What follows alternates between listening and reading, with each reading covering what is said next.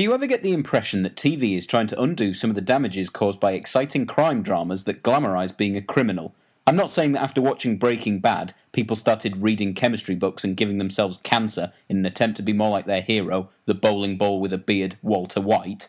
I'm not saying that that's definitely what's happening, but it feels like over the last couple of years I've watched thousands of police dramas, as if someone's trying to go, come on kids, being the hero can be fun as well. Look at our hero beating up and killing those minorities. Hooray, isn't policing great? Well, fair play to Line of Duty for giving us a close approximation to the actual real thing, although it does come across as someone saying something like, come on kids, policing is great. Look at our heroes doing some paperwork and thanklessly completing interviews with a tape that for some reason starts with 30 seconds of the sound of a seagull ejaculating. No matter how many times I insult the dreary subject matter, I'll always admire how good the storytelling is. I mean, it's a show about paperwork, and the best parts of the 3-hour-long interviews revealing shit we already know. On paper, that sounds about as entertaining as a spreadsheet filled with memorable Gary Barlow quotes. So as usual, the whole series revolves around an investigation into members of the police force getting involved in some level of corruption. The story tracks the spiral of lies that unfold as they try to protect themselves despite mounting evidence that they're obviously doing this for selfish purposes rather than any sense of public duty.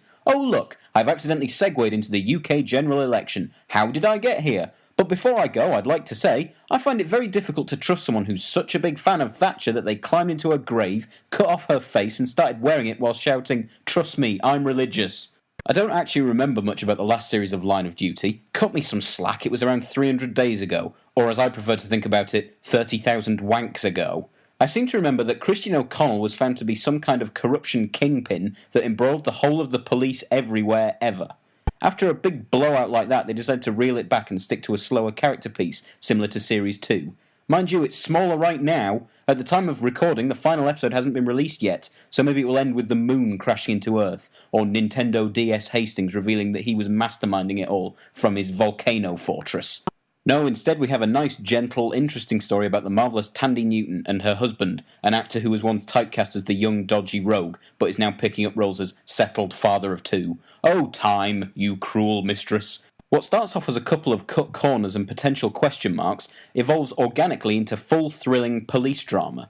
I did have a couple of minor points, but the show is so methodical that it dealt with them on the way, making me look like the fool, as if someone's trying to teach me a lesson for my years of miserable nitpicking. Well, I haven't learnt my lesson yet, motherfuckers.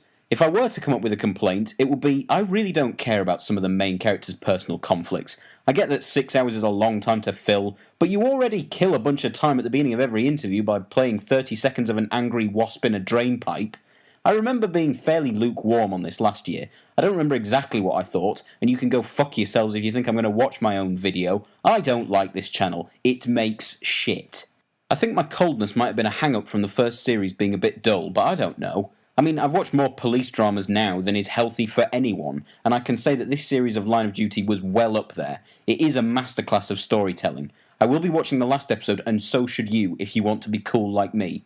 Hopefully next series will involve more of Will Arnett wandering into an office like a hornet at a picnic with his generic face set to bland con 1.